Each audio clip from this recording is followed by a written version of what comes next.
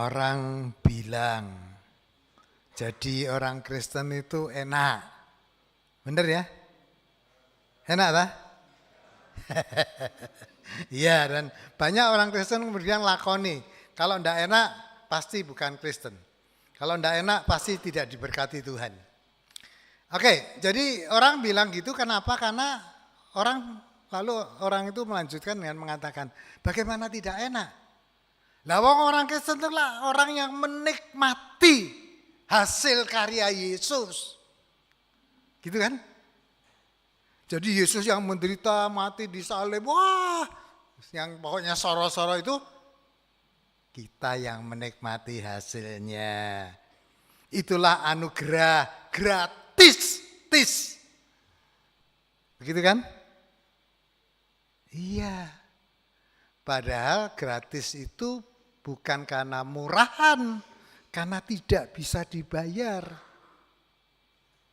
Maka kenapa anugerah? Karena tidak bisa dibayar. Tapi saudara-saudara karena cara hidup yang seperti itu, bahwa pasti enak, nikmat, mudah, gampang, wis kita tuh penikmat sajalah. Makanya kemudian orang Kristen kalau ngomong penderitaan, oh menderita berarti tidak diberkati kamu. Kita itu masih tidak menderita. Begitu tak? Saudara-saudara, hati-hati. Ya. Hati-hati karena itu kalau saudara baca di warta, saya memakai bahasa yang paling gampang sekarang itu, bahwa Yesus itu tidak pernah ngeprank para muridnya. Ikut aku yuk, enak-enak, semua terjamin. Karena gitu. Justru sejak awal bahkan bacaan Matius kita menyatakan itu, dan kita akan melihatnya begitu. Yesus memperhadapkan para murid dengan penderitaan. Nah, saya akan mencoba merunut bacaan leksionare karena GKI Rasti ini kan memakai leksionare. Nah, Yeremia, saudara bisa bayangkan, Yeremia itu kan kayak gini, aku ini kayak apa ya, kebujuk, aku kebujuk sama Allah. Allah bilang, ayo jadi nabi, begitu jadi nabi aku memberitakan hukuman, aku memberitakan kebenaran, aku dimusuhi, aku dipermalukan, aku diolok-olok. Orang membenci aku. Maka LAI memberikan kejenuhan Yeremia. Jadi susah, saudara. Yeremia susah. Bagaimana tidak susah? Dia harus memberitakan hukuman pada bangsanya sendiri. Dia harus menggemakan berita hukuman pada bangsanya sendiri. Seneng dah? Enggak. Tapi itulah Yeremia. Dan baru di ayat 11 kalau sudah baca, Tuhan menyertai aku. Memang gak menyenangkan, tapi aku masih melihat Tuhan menyertaiku. Karena Tuhan tuh kalau nyuruh, kalau ngongkon, kalau memerintahkan, tidak kayak orang angkatan kursimu. Pokoknya aku ngerti angkatan. Lalu saya ongkang-ongkang dan kamu harus angkat. Setiap perintah Tuhan itu selalu didampingi dengan janji penyertaannya. Kekuatannya, melengkapi. Itu saya kira, maka Yeremia bisa menemukan, aku enggak kesenangan. Tapi aku tahu Tuhan menyertai aku. Maka di akhir bacaan kita, pujilah Tuhan. Itu Yeremia. Kalau kita ke Mazmur yang tadi kita nyanyikan, saudara lihat bahwa ayat 8 sampai dengan 13 itu, kalau saya baca saudara ya, saya baca sepintas saja Mazmur itu. Sebab oleh karena engkaulah aku menanggung malu, engkaunya besar. Aib mencoreng mukaku. Aku telah menjadi orang luar bagi sanak saudaraku, orang asing bagi anak ibuku. Sebab gairah cinta untuk rumahmu menghanguskan aku. Bayangin, gairah cinta untuk rumahmu menghanguskan aku. Dan celaan orang yang mencela engkau telah menimpa aku. Jadi Mazmur itu dia bicara betapa ketika menyaksikan Tuhan, itu bukan kesenangan, bukan enak gitu loh. Soro-soro. Baru kemudian 14 sampai dengan 19 itu permohonannya dinyanyikan refren itu. Bahwa Tuhan tolonglah aku menghadapi musuh-musuhku. Pemazmur menyatakan itu, tidak menjanjikan weslah kamu enak-enak dok lah. Nah kalau kita ke Roma pasal 6, saudara, Roma pasal 6-nya bicara tentang khususnya ayat yang bahwa tidak tahukah orang yang dibaptis dalam Yesus, dalam Kristus itu dibaptis dalam kematiannya. Saya tidak tahu apakah dulu kateksasi ketika membicarakan tentang baptisan pernah menyinggung soal ini, baptisan Kristus. Saudara, apakah Yesus pernah membaptis? Saudara menemukan di Alkitab Yesus membaptis? Enggak. Benar ya? Yesus tidak pernah baptis ya? Betul, tidak pernah baptis. Yohanes 4 ayat 2. Meskipun Yesus sendiri tidak pernah membaptis. Para muridnya yang baptis. Kenapa? Supaya tidak ada seorang pun yang lalu, hore aku dibaptis Yesus. Tidak ada. Baptisanku paling sip, paling canggih, paling hebat, nomor 1 karena dibaptis Yesus. Petrus tidak, baptis Yohanes. Para rasul itu baptis Yohanes. Tidak ada. Kenapa? Karena setiap orang yang dibaptis dalam Kristus itu dibaptis dalam kematiannya. Satu kali untuk selamanya. Untuk segala zaman. Ini maknanya. Jadi Paulus mau mengatakan bahwa kamu harus ingat loh. Baptisan dalam Kristus itu dibaptis dalam kematiannya. Maka peragaan baptis selam itu menarik. Kenapa? Biasanya kan setelah masuk jeding atau kolam renang dipegang lehernya toh? Jeding. Ya kadang-kadang kalau gereja yang kayak kalau jeding kan kamar mandi, kolam. Yang benar kolam. Nah, orang masuk belum ya? Lalu ketika aku baptiskan kamu dalam nama Bapa, Anak dan Roh Kudus. Ya toh? Ada gerakan masuk. Ini mati bersama Kristus. Lalu tangi, bangkit, kasih selimut, selesai. Kira-kira kan begitu. Paling tidak baptis selamat begitu. Ya, kalau bersih kan mati, ngene-ngene. Ya, jadi ada peragaan. Jadi peragaannya mati bersama Kristus, bangkit bersama Kristus. Nah, tapi yang bagi saya menarik bahwa jangan cuma bicara tentang bangkit ketika orang lupa pada penderitaan dan kesengsaraan. Kebangkitan itu tidak pernah dilepaskan dari penderitaan dan kematian Yesus. Jadi itu yang memang terus paketmu gitu loh. Ya. Nah, kalau ketika kita sampai pada Matius, saudara, Matius itu kalau saudara baca yang 24 ayat 16, aku mengutus kamu di tengah-tengah serigala. Karena apa? Temanya itu penganiayaan. Jadi sejak awal Yesus mengatakan kalau aku ngutus kamu tuh bukan ngutus enak-enak leha-leha lu ngonang mall. Ya toh, bukan kamu ke pasar atom, blonjo, enggak, tengah-tengah serigala. Dengan bahaya yang begitu banyak. Akan ada banyak penderitaan kamu hadapi. Tapi jangan takut. Ya, jangan takut. Kenapa? Kamu harus melompati ketakutan. Saudara, orang sekaliber Gus Dur saja kalau ditanya, almarhum Gus Dur itu, Gus, kamu tuh enggak pernah takut tak? Maka Gus Dur akan bilang, sopo ngomong aku enggak pernah takut. Aku sering kali takut. Tetapi bagaimana melompati ketakutan, itu yang penting. Supaya ketakutan tidak menghantui. Apalagi kemudian menjadi sesuatu yang mengerikan dan kemudian kamu tidak bisa berbuat apa-apa.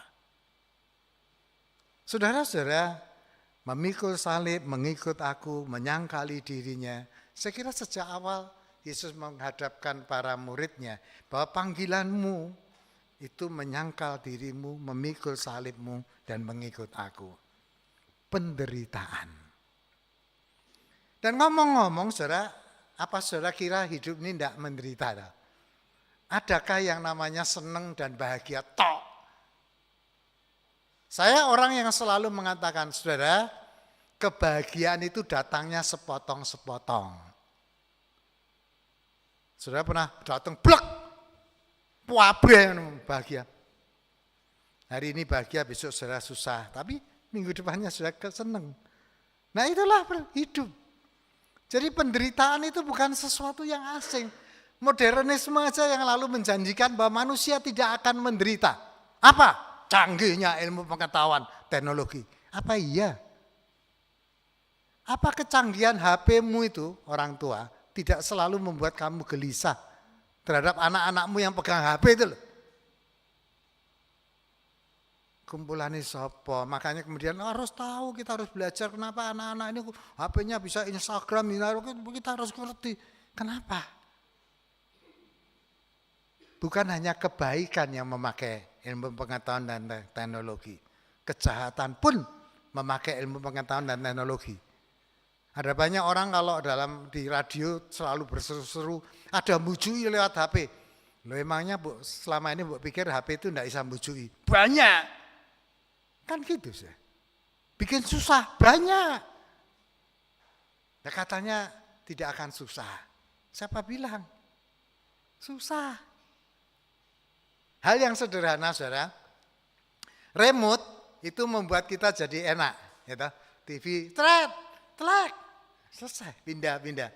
Tapi kalau anak begini, begini kan, tak.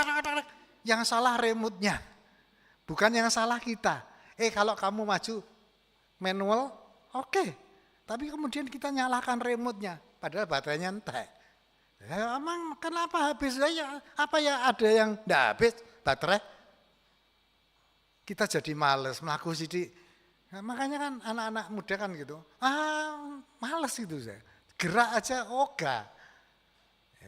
Nah ini jadi jangan lalu kita berpikir bahwa ya semua memang menjanjikan bahwa akan hidup enak, gampang, mudah dan nikmat. Tapi itu mengandung bahaya. Bahayanya apa? Bahayanya daya juangnya menurun dan berkurang amat.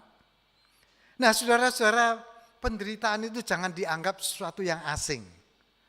Dia akan menjadi bagian dari kehidupan kita. Ya.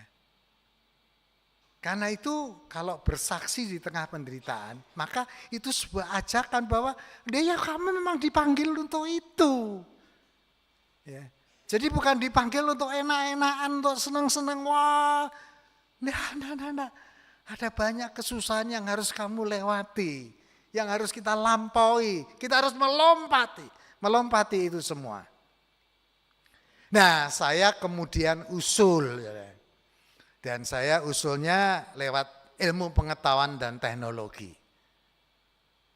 Salah satunya adalah lewat gambar dan video, karena kan gitu, canggih loh. Nah, saya itu cuma ngerti dapat gambar, dapat tulisan, dapat video, lalu saya kirim. Tolong ini diproses, piye carane. Pokoknya proseskan supaya bisa ditayangkan. Dan multimedia kita canggih, mereka bisa memprosesnya. Mari kita menikmati. Gambar yang pertama. Ini tulisan. Kita baca bersama-sama saudara, 2, 3. Carilah kebahagiaan, tapi jangan merebut kebahagiaan orang lain. Tersenyumlah, tapi jangan tersenyum di atas kesedihan orang lain. Berbahagialah, tapi jangan menari di atas penderitaan orang lain. Mendapatkan sesuatu dengan cara yang salah tidak akan membawa berkah. Saya kira kalimat-kalimat ini kita sepakat bahwa jangan bahagia itu jangan merebut kebahagiaan orang. Ya. Saking pengennya bahagia lalu bikin sengsara orang. Ya kan tidak bahagia itu namanya. Senyum di atas penderitaan, di atas tangis orang lain. Apa itu? Tidak. Jadi semua kalimat ini mau mengatakan bahwa keberhasilan seseorang itu ditentukan oleh karena apa? Karena dia justru membahagiakan orang lain. Ya. Nah, lalu ada gambar yang kedua. Di balik kesulitan yang kita rasakan selalu ada kekuatan yang Tuhan berikan. Saya kira ini kalimat menyemangati kita. Jadi jangan takut sulit, jangan takut menghadapi hal-hal yang sukar, Jangan takut sengsara, kenapa? Karena di balik itu selalu akan ada kekuatan Tuhan yang memberikan kepada kita mampu untuk mengerjakannya. Nah, lalu yang berikutnya ada video.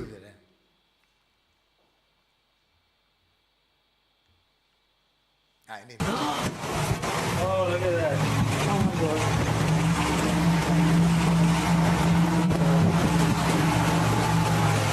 Look at the frog. There's a frog coming. Oh my gosh. What was doing this way?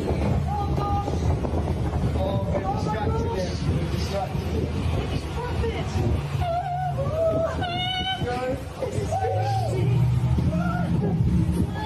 Yes, yes, get distracted. Go, go, go, go, go, go. Go, go. This is crazy. Oh! Oh my gosh, oh my gosh, oh my gosh. Oh no, no. Go, go, go, go, go, go, go, go, go. Yes. Saya tidak tahu itu film beneran atau editan, saya tidak ngerti. Tapi bagi saya yang menarik film itu kan ketika rusa, jangan dikira rusa tidak bisa berenang. Ternyata bisa. Ya, dan ketika dikejar buaya, yang dilakukan apa? Dia berjuang terus, dia berusaha terus. Ya, sampai kemudian bisa mengalahkan itu. Jadi ini yang namanya apa? Tidak takut-takut. Tapi dia belajar melompati ketakutan. Ya. Kalau kita menyerah pada ketakutan, maka ketakutan itu akan menjadi tuan dari kehidupan kita. Dia berjuang terus, ya. Sampai tahu kita nyaksikan mungkin sudah begitu dekat, tapi kemudian nyelentak begitu kan, dan kemudian dia sampai ke tepian. Saudara, penderitaan itu menghasilkan perjuangan. Jadi jangan takut, karena kalau kita mampu melewatinya, maka daya juang kita bertambah besar. Ya. Dan ini video yang kedua. Injak, maka bicaralah supaya mereka diam. Ini bukan masalah mana yang lebih baik, diam maupun bicara, tapi mana yang lebih tepat jika kamu dalam sebuah pembicaraan. Ya sederhana, saudara, sebenarnya video ini hanya bicara, selama ini kan orang selalu akan mengatakan silent is golden, diam itu emas. Tapi kemudian teman muda ini akan mengatakan, ya oke, tapi bicara itu bisa jadi berlian. Kalau tepat, ketika diammu diinjak, gak bisa, kamu harus bicara. Nah, saudara, kita terlalu banyak bicara. Ya. Dan itu dibuktikan lewat HP saudara. Terlalu banyak bicara.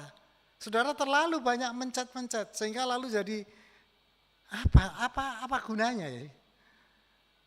Tapi kalau saudara mencet dan itu tepat, dia sangat bermanfaat. Jadi seringkali penderitaan itu dibuat oleh kita karena banyak ngomong yang tidak bermakna, tidak bermanfaat, tidak tepat. Ya. Nah kalau memang kayak gitu lebih baik kamu diam. Berapa banyak sih media kita membicarakan yang benar, apalagi kemudian ada artificial intelligence. Orang Kristen kan saat ini senang sekali, saudara, karena Pak Jokowi nyanyi hidup ini adalah kesempatan. Tapi kemudian orang bilang, oh bukan, itu dubbing yang dilakukan lewat artificial intelligence. Itu kecanggihan teknologi, tapi kan kemudian orang, wah presiden kita nyanyi lagu Kristen re. Jadi ini yang kemudian kalau menurut saya ketika ada gitu lebih baik kita diam. Untuk apa? Untuk menyatakan apakah ini akan benar. Tapi kita enggak, wah powat, sepertinya lalu betapa banyaknya yang masuk di HP saya. Ketika orang bilang, oh di California sekarang Alkitab dilarang. Kenapa? Karena tidak mendukung LGBT. Bayangin itu banyak sekali. Ketika saya cross check dengan teman di sana, bilang, itu sangat hoax. Kayak begitu, saudara. Banyak bicara, banyak kirim. Tetapi itu menyengsarakan, saudara. Lebih baik diam. Tetapi kalau hal-hal yang benar, saudara, dan itu ditindas, kita harus bicara. Kalau untuk dirinya aja kita teriak-teriak, tapi kalau orang lain yang dibuat sengsara, kita diem. Loh piye ini? Tapi ketika kenyamanan kita yang terganggu, teriak-teriak, saudara.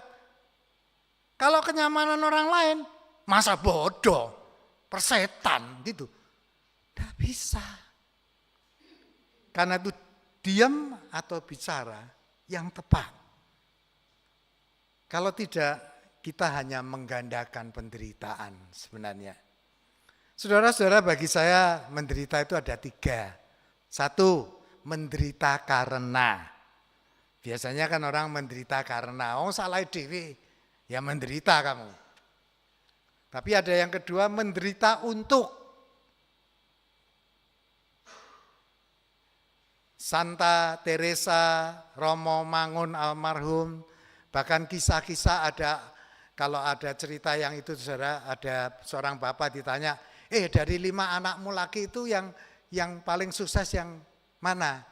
Maksudmu? Yang nomor 1 jadi apa? Jadi petani. Yang nomor 2 dokter, nomor 3 pengacara, nomor 4 direktur. Wah, 5, hebat. Nomor 2 sampai 4 tuh hebat kabeh, saudara. Wah, kalau begitu luar biasa ya. Anakmu yang nomor 2, kasihan sekali nomor 1. Tapi bapaknya bilang apa? Justru dia yang paling sukses. Kenapa? Karena dia merelakan diri jadi petani untuk membiayai sekolah adik-adiknya. Dan dia sangat dihormati oleh adik-adiknya. Begitu tuh loh, saudara. Orang mengambil keputusan untuk, aku mengambil keputusan untuk keluarga ini. Biar enggak apa-apa, kowe duwe gelar, terus sekolah sing hebat. Ada orang-orang yang mengambil keputusan menderita untuk. Dan yang ketiga adalah menderita bersama. Orang dengan sadar mengambil keputusan. Masuk sih cuman dia yang menderita. Aku mau belajar menderita bersama. Saudara-saudara, ucapan Yesus yang bagi saya sangat berkesan. Orang miskin selalu ada padamu. Betul ya? Saudara ingat enggak? Orang miskin selalu ada padamu. Ketika diurapi lalu, ini bisa untuk orang miskin. Kan gitu? Ya toh, mahal nih minyak yang orang miskin. Yesus bilang orang miskin selalu ada padamu. Sebenarnya kalimat itu mau mengatakan apa?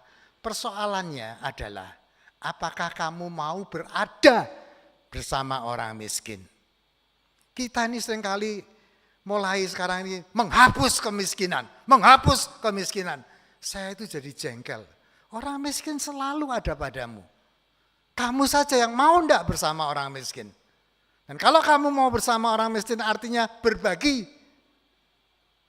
Yang harus dihapus itu apa? Yang harus dihapus itu ketimpangan. Jurang ketimpangan itu harus dihapus. Yang harus dihapus itu apa? Keserakahan, ketamakan, kerakusan itu yang harus dihapus. Tapi kemiskinan, kalau sudah hapus, orang kaya tidak pernah merasa apa-apa. Yang dihapus kemiskinan, aku tidak merasa apa, aku orang kaya bukan miskin. Kata itu menurut saya harus mulai direnungkan dengan kejernihan. Saudara-saudara, kalau ada menderita untuk menderita karena menderita bersama, semuanya bisa dilihat dengan kebeningan hati. Sehingga siapa tahu yang hadir di sini justru saudara adalah orang-orang yang mengambil keputusan. Saya mau menderita bersama. Saya mau menderita untuk ini, itu, dan sebagainya.